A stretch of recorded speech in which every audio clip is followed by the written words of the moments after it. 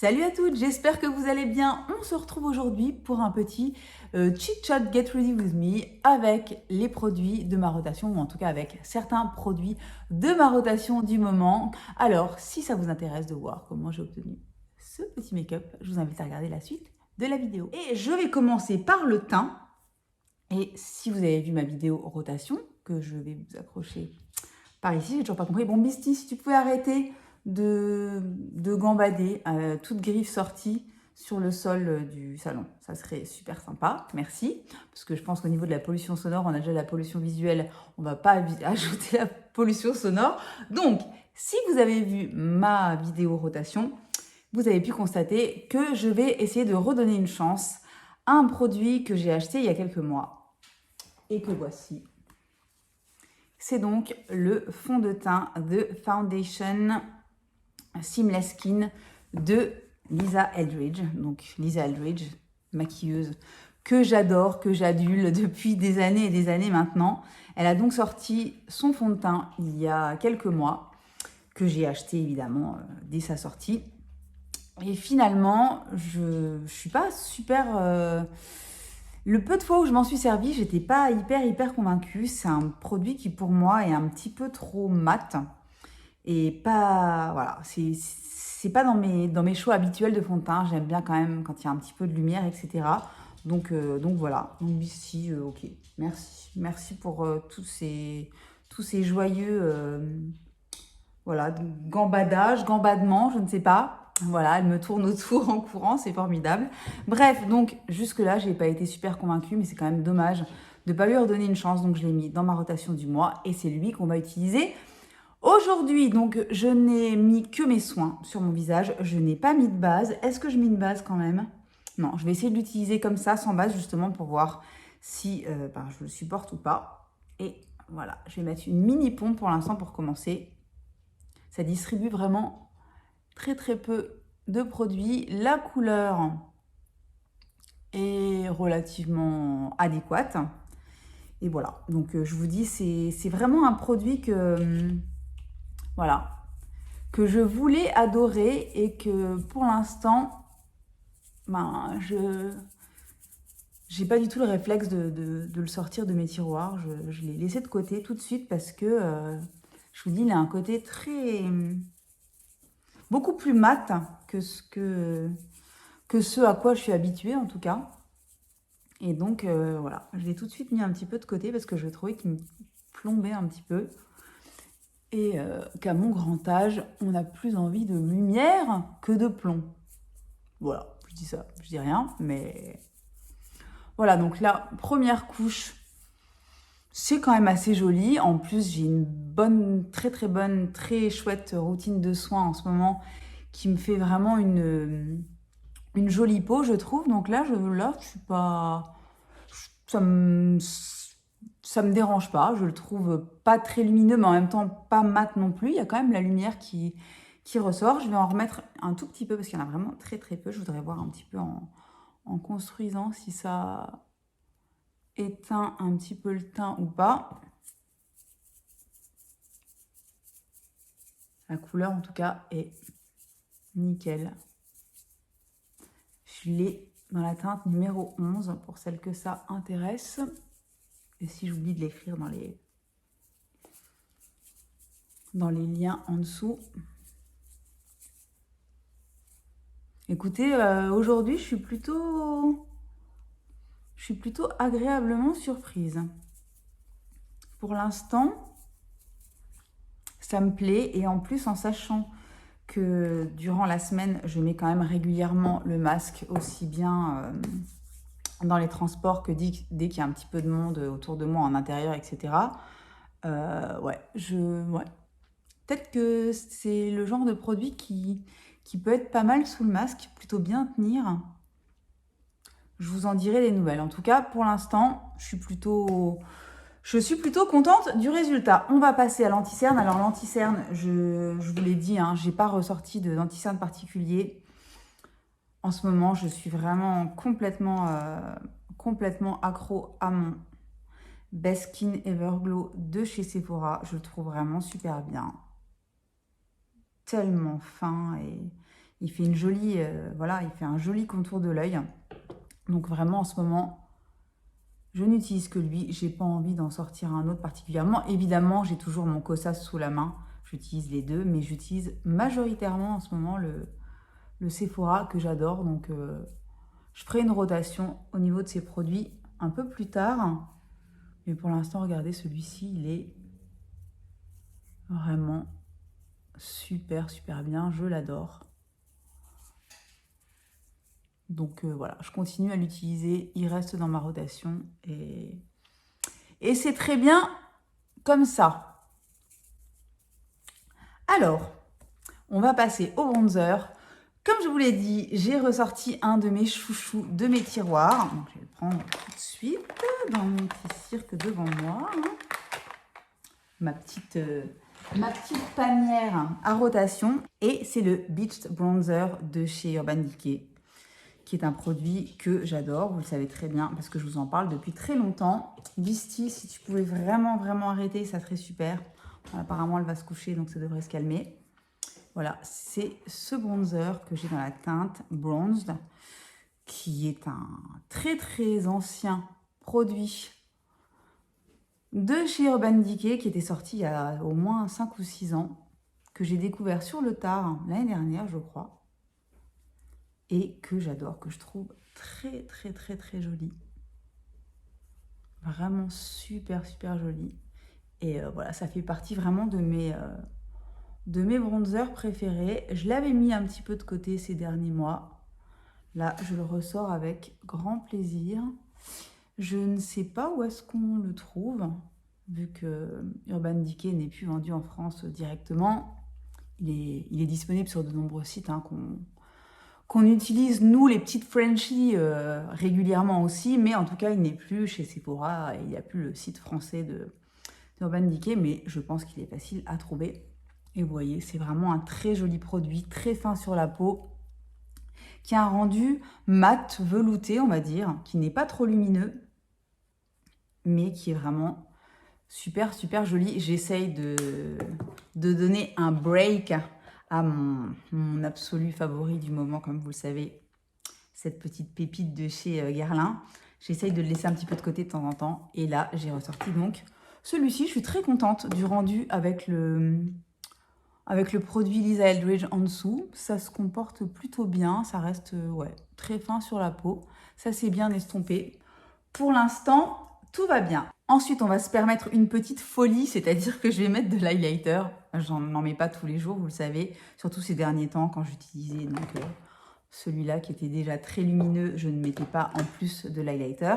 Là, j'ai ressorti une petite pépite de mes tiroirs, comme vous avez pu le voir. Le Dior Forever Couture Luminizer, que voici, que j'ai dans la teinte numéro 01 Nude Glow, qui est cette petite pépite qui était sortie, je ne sais plus, l'année dernière, je crois. Voilà. Petite merveille absolue que j'adore. C'est vraiment un de mes highlighters préférés. Pareil, ça faisait quelques mois que je ne l'avais pas utilisé, donc là, je le ressors avec grand plaisir. Et voilà, je l'utilise en général sous le blush. Oh là là, qu'est-ce qu'il est beau. Pour que les produits se fondent mieux. Regardez-moi cette lumière. Ok. Regardez comme c'est beau. Oh là là. Et j'en ai mis vraiment un tout petit peu. Mais alors, il est magnifique. Il est super fin. Il se travaille bien, ce truc. Bon, ça, c'était pas un produit que j'avais l'intention de faire sortir de mes tiroirs. Mais alors, je suis ravie de l'avoir ressorti. Regardez comme il est beau. Regardez la lumière. Je vais en mettre un tout petit peu là, avec ce qui reste sur le nez. Et un tout petit peu au niveau de l'arc de Cupidon. Et voilà, j'ai une paillette qui traîne, je sais pas pourquoi. Je sais pas d'où elle sort. Regardez cette beauté d'highlighter qui se fond parfaitement avec le reste du make-up. Très contente de l'avoir ressorti. Pour le blush, j'ai plusieurs options, mais j'ai envie d'utiliser aujourd'hui cette petite chose de chez Clinique. J'adore les blushs de chez Clinique. C'est le numéro 03 Berry Pop. Je vous montre à quoi il ressemble. Il est trop beau. C'est vraiment un fuchsia bien flashy qui est vraiment super joli. Et je vais l'appliquer avec mon petit pinceau numéro 4 de chez It. Et je vais y aller doucement. Il s'applique parfaitement bien. J'adore. Franchement, chez Clinique, même s'ils ne sont pas spécialement reconnus pour ça, vous le savez si vous me suivez depuis quelques années, j'adore leur make-up. Ils ont vraiment de très très jolis produits, des rouges à lèvres, déjà, que j'adore depuis des années. Et leurs blushs sont merveilleux aussi. Les couleurs sont géniales, ça s'applique super bien, regardez le joli teint que ça fait tout de suite. Donc c'est bien pigmenté, donc j'y vais vraiment, j'effleure à peine le produit et ma joue. Mais j'adore le rendu, c'est super joli. Je vais reprendre mon pinceau avec lequel j'ai appliqué mon fond de teint et mon anti-cerne et je vais juste tapoter légèrement comme ça. Regardez le rendu. Tout se fond à merveille. Pour l'instant, tout se passe vraiment très bien. Donc voilà, petit blush Clinique Berry Pop que je suis ravie d'avoir ressorti. Alors, pour les sourcils, comme je vous l'ai expliqué, je n'ai rien sorti de spécifique. J'ai plusieurs produits toujours sur moi, toujours dans mon tiroir de make-up devant mon miroir que j'utilise tous les jours en espèce de rotation déjà permanente. Donc, je ne mets pas de produits particuliers dans ma rotation. Aujourd'hui, je vais utiliser le Shape Me de chez Banana Beauty. Voilà, que j'ai ressorti il y a quelques temps et que j'utilise vraiment régulièrement en ce moment. Il est vraiment très bien. Il a un petit goupillon comme ceci, bien dense, bien fin, qui est super pour brosser les sourcils et ensuite enlever l'excédent de produit. Et ensuite, il a une petite mine comme ceci qui est rétractable. C'est fin, c'est hyper rapide et facile de faire le remplissage. Et donc, voilà, j'utilise celui-là en ce moment. Je l'ai dans la teinte Dark Brown, si je me souviens bien. Et voilà, je ne me prends pas trop la tête. Je remplis là où ça manque un petit peu de densité. Et c'est tout ce que je fais. Voilà. Pour les yeux, comme vous l'avez vu dans ma vidéo de rotation, j'ai quand même choisi plusieurs options, des choses assez simples pour me préparer rapidement le matin, pas avoir à trop me prendre la tête. Alors j'ai mis pas mal d'ombres mono et j'ai ressorti aussi certaines palettes que je trouve vraiment pratiques dans ces cas-là. Aujourd'hui, je vais utiliser la Glam palette que j'ai très peu utilisée à la caméra avec vous et que j'ai très peu utilisée en général. Voilà. Je vous la remontre. C'est vraiment une palette de neutre froid qui est très pratique avec des fards d'une grande beauté. Donc, c'est ce que je vais utiliser aujourd'hui. Donc, je vais commencer par utiliser cette couleur Blend. Donc, c'est un espèce de beige. Et je vais la mettre vraiment, voilà, dans le creux de paupière ici. Et je vais blender, comme le dit notre chère Natacha. Donc voilà, ça c'est le type de truc que je fais rapidement. Donc les fards sont de très bonne qualité, comme vous le savez certainement. Je suppose que vous êtes plus d'une à avoir cette palette à demeure depuis bien longtemps maintenant. Donc voilà, pour mon creux de paupière, je parle en même temps. C'est un petit chit-chat, un petit chit-chat Get Ready With Me avec mes produits de rotation. Voilà, elle est contente. Donc, ensuite, ce que je vais faire, je vais quand même légèrement smoker le coin externe. Et ça tombe bien, je vais utiliser la couleur Smoke ici. Et vraiment, ça va être très léger. Je dépose avec mon petit pinceau boule, vous voyez, et j'estompe légèrement. C'est vraiment pour donner un tout petit peu plus de drama au coin externe. Drama, je m'entends, hein, je plaisante évidemment. Un petit peu plus de définition au coin externe. Et avec ça, c'est fait quand même très facilement Et rapidement, donc évidemment, la même chose de l'autre côté. Je reprends évidemment mon pinceau de blendage. Et bah, je blende pour que ça transitionne bien. Voilà, voilà. Ensuite, je vais prendre évidemment un fard lumineux. Je vais prendre ce fard rose ici, qu'elle conseille de mettre au centre de la paupière. Moi, je vais le mettre carrément partout. Et je vais évidemment l'appliquer rapidement au doigt parce que ça fonctionne très très bien comme ça et qu'il n'y a pas de raison. Voilà, voilà. Très très joli fard. C'est un rose froid que je trouve très très flatteur et très facile à appliquer. Bien lumineux. Il est vraiment super joli. Je reprends un tout petit peu de la couleur pour smoker. J'en rajoute vraiment un chouille en coin externe, histoire de... Je vais prendre, pour faire la paupière inférieure, je vais utiliser Blend et Smoke, donc les deux couleurs que j'ai utilisées, les deux couleurs mat que j'ai utilisées au-dessus. Je vais prendre un petit pinceau boule. Je vais commencer par Blend et je vais le faire courir sur la paupière inférieure. Je vais le faire quand même bien, vous voyez, bien dépassé. Je ne reste pas au niveau du ras de cils, je descends un petit peu. Voilà, et ensuite, je vais prendre le fard plus foncé, qui est Smoke, avec un autre petit pinceau. Et je vais rester un peu plus proche du ras de cils pour donner un petit peu plus de définition.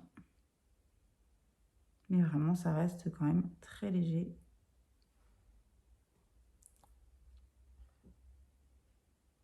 Et voilà.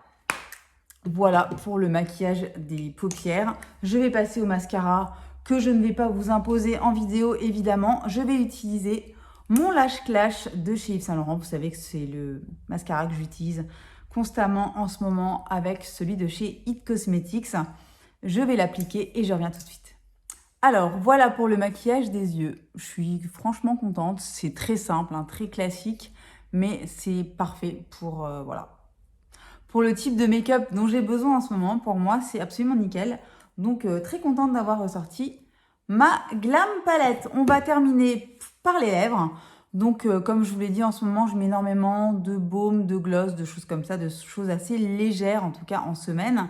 Et je vais donc utiliser aujourd'hui mon petit baume de chez Rare Beauty dans la couleur Sincere. Voilà. Qui est un rose assez froid.